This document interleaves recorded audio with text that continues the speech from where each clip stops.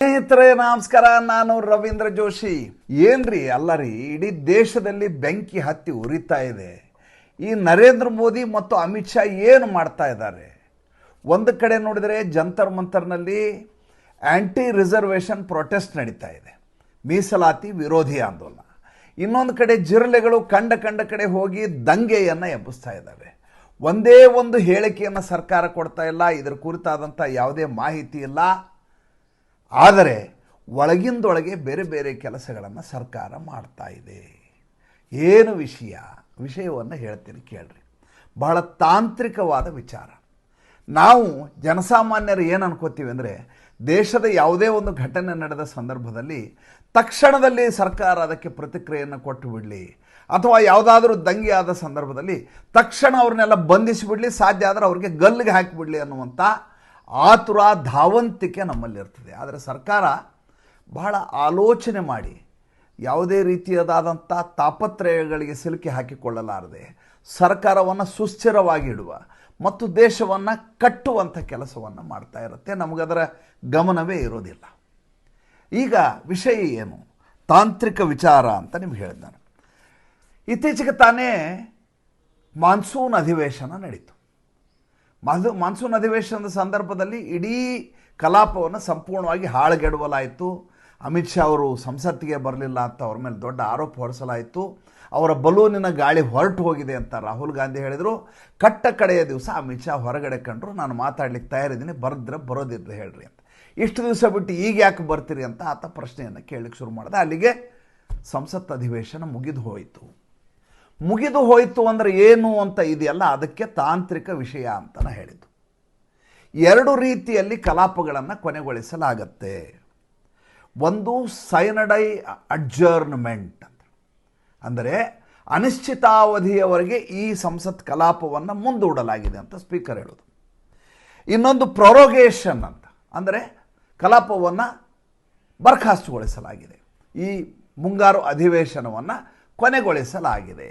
ಇದನ್ನು ಮಾಡಿ ರಾಷ್ಟ್ರಪತಿಗೆ ಕಳಿಸಿಬಿಡ್ತಾರೆ. ಈ ಬಾರಿ ಆಗಿದ್ದೇನು ನನಗೆ ಭಾಳ ಆಶ್ಚರ್ಯ ಆಗಿದ್ದು ಅದೇ. ಅವತ್ತು ನಾನು ನೋಡಿದಾಗ ಕಡೆಗೆ ಓಂ ಪ್ರಕಾಶ್ ಬಿರ್ಲಾ ಅವರು ಒಂದು ಮಾತನ್ನು ಹೇಳ್ತಾರೆ, ಒಂದೇ ಮಾತ್ರ ಸಂದರ್ಭದಲ್ಲಿ. ಏನಂದರೆ ಅಡ್ಜರ್ನ್ಮೆಂಟ್, ಸೈನಡೈ ಅಡ್ಜರ್ನ್ಮೆಂಟ್ ಅಂತಾರೆ. ಅನಿಶ್ಚಿತಾವಧಿಯವರೆಗೆ ಮುಂದೂಡಲಾಗಿದೆ ಅಂದರೆ ಏನರ್ಥ ಅಂದರೆ ಅಧಿವೇಶನ ಮುಗಿದಿಲ್ಲ. 13ನೇ ತಾರೀಕು ಮುಗಿಯತ್ತೆ, 14, 15 ರಜಾ ಇದೆ, 15ನೇ ತಾರೀಕು ಸ್ವಾತಂತ್ರ್ಯೋತ್ಸವ ಇದೆ. ಅದಾದಮೇಲೆ ಮತ್ತೆ ಅಧಿವೇಶನ ಮುಂದುವರಿಯತ್ತಾ? ಇದ್ರ ಬಗ್ಗೆ ಯಾವುದೇ ಸ್ಪಷ್ಟ ಮಾಹಿತಿ ಇಲ್ಲ. 17, 18, 19 3 ದಿವಸ ವಿಶೇಷ ಅಧಿವೇಶನ ಕರೀತಾರೆ ಅನ್ನುವಂಥ ಮಾಹಿತಿ ಲಭ್ಯ ಆಗತ್ತೆ. ಅದು ಇಲ್ಲ, ಸುಳ್ಳು ಅಂತ ಆಮೇಲೆ ಹೇಳಲಾಗತ್ತೆ. ಹಾಗಾದ್ರೆ ನಡೆದದ್ದೇನು?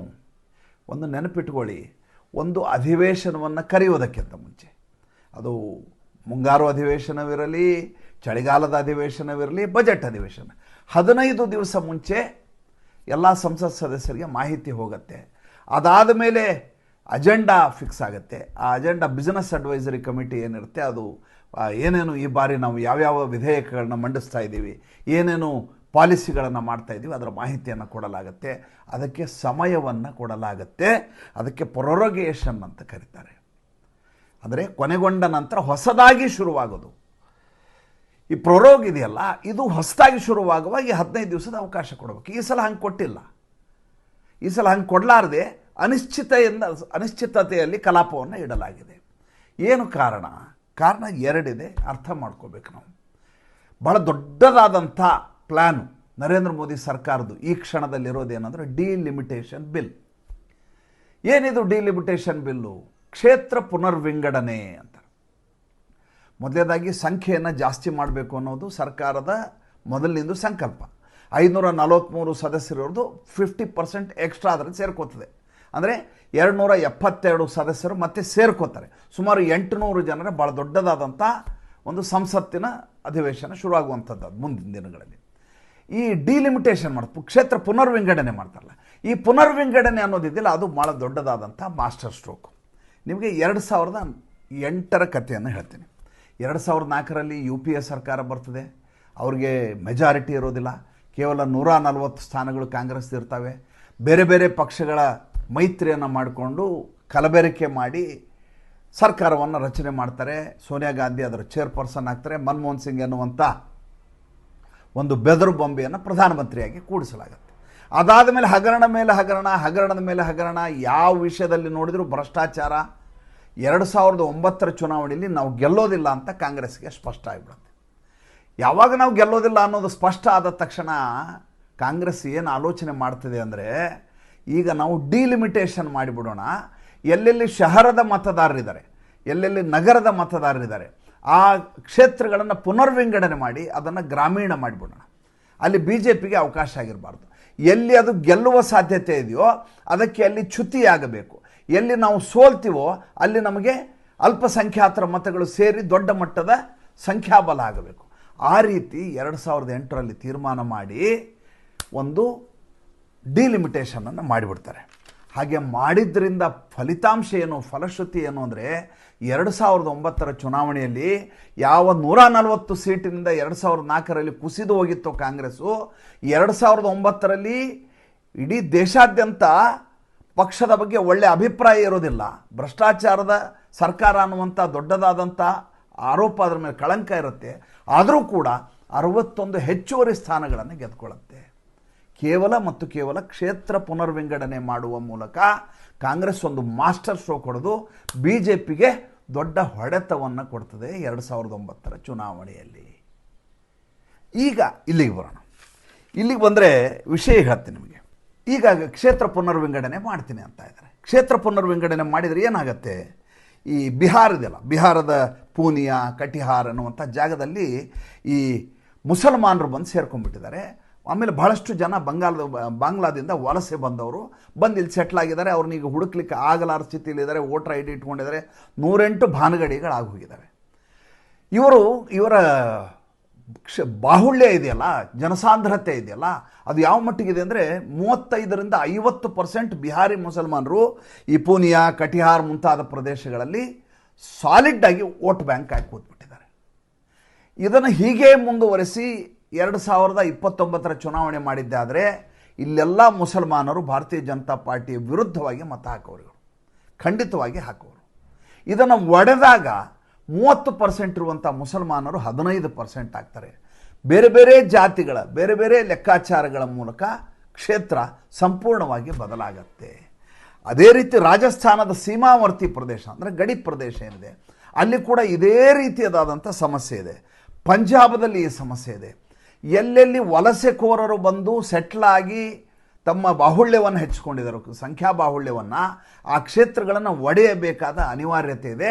ಏಕೆಂದರೆ ವೋಟ್ ಬ್ಯಾಂಕ್ ಎನ್ನುವಂಥ ಕಾನ್ಸೆಪ್ಟ್ ಏನು ಈ ದೇಶದಲ್ಲಿ ದೊಡ್ಡ ಶಾಪವಾಗಿ ಪರಿಣಮಿಸಿ ಸೆಕ್ಯುಲರ್ ಆಗಲಾರ್ದ ಹಾಗೆ ಮಾಡಿದೆಯೋ ಅದನ್ನು ಒಡೆಯಬೇಕು ಅನ್ನುವಂಥ ತೀರ್ಮಾನದಲ್ಲಿ ಭಾರತೀಯ ಜನತಾ ಪಾರ್ಟಿ ತನ್ನ ಹೆಜ್ಜೆಯನ್ನು ಇಡ್ತಾ ಇದೆ.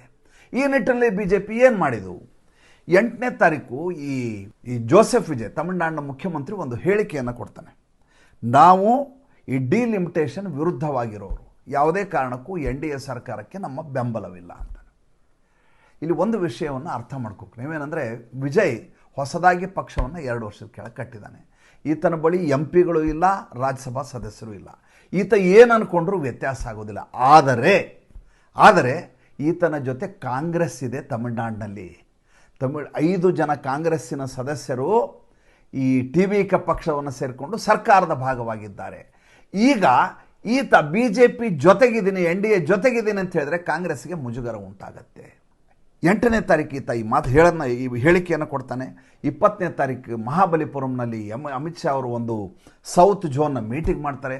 ಆ ಮೀಟಿಂಗ್ನಲ್ಲಿ ಚಂದ್ರಬಾಬು ನಾಯ್ಡು ಇರ್ತಾರೆ, ಆಮೇಲೆ ಕರ್ನಾಟಕದ DK ಶಿವಕುಮಾರ್ ಇರ್ತಾರೆ, ವಿಜಯ್ ಇರ್ತಾರೆ, ಎಲ್ಲ ದಕ್ಷಿಣ ಭಾರತದ ಮುಖ್ಯಮಂತ್ರಿಗಳು ಇರ್ತಾರೆ. ಇದ್ದ ಸಂದರ್ಭದಲ್ಲಿ ಮತ್ತೆ ಅಮಿತ್ ಶಾ ಅವರು ಸ್ಪಷ್ಟೀಕರಣ ಕೊಡ್ತಾರೆ, ಖಚಿತತೆಯನ್ನು ನೀಡ್ತಾರೆ.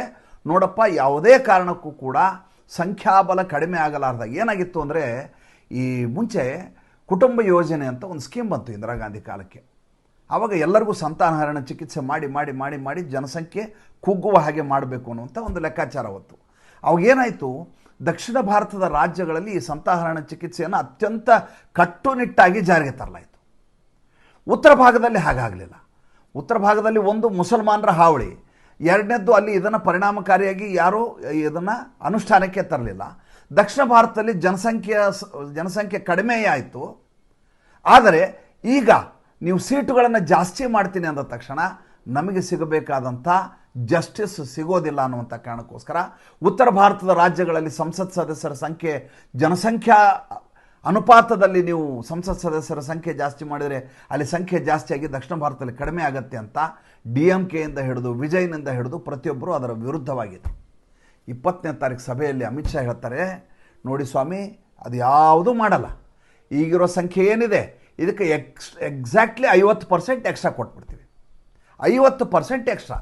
ನಿಮ್ಮಲ್ಲಿ 28 ಜನ ಇದ್ರೆ 42 ಇದ್ದರೆ 63, ನಿಮ್ಮ ಸಂಖ್ಯೆ ಎಷ್ಟಿದೋ ಅದರ 50% ಎಕ್ಸ್ಟ್ರಾ ಕೊಡ್ತೀವಿ, ಜನಸಂಖ್ಯೆಯನ್ನು ನಾವು ಲೆಕ್ಕಕ್ಕೆ ಹಿಡಿಯೋದಿಲ್ಲ. ಯಾವಾಗ ಈ ರೀತಿಯಾದ ಮಾತನ್ನು ಹೇಳಲಾಗತ್ತೋ, ಬರೆದು ಕೊಡ್ತೀನಿ ನಾನು ಅಂತ ಅಮಿತ್ ಶಾ ಹೇಳ್ತಾರೋ, ಆವಾಗ ತಕ್ಷಣದಲ್ಲಿ DMK ಮಾತುಕತೆಗೆ ಬರುತ್ತೆ, NDA ಜೊತೆ ಸೇರ್ಕೋತೀನಿ ಅಂತ ಹೇಳುತ್ತೆ DMK 2 ಬೇಡಿಕೆನಿಟ್ಟಿದೆ. ಏನಂದರೆ, ಮೊದಲೇದಾಗಿ ನಮ್ಮ 40ಕ್ಕೆ 40 ಸಂಸತ್ ಸದಸ್ಯರು ನಿಮಗೆ ಬೆಂಬಲವನ್ನು ಘೋಷಿಸ್ತೀವಿ NDAಗೆ, ನೀವು ಡಿಲಿಮಿಟೇಷನ್ ಮಾಡಿ, ನಮ್ಮದೇನು ಅಭ್ಯರ್ಥರ ಇಲ್ಲ, ಆದರೆ ನಮ್ಮವ್ರಿಗೆ ಇಬ್ಬರಿಗೆ ಕೇಂದ್ರ ಸಚಿವ ಸ್ಥಾನವನ್ನು ಕೊಡಬೇಕು.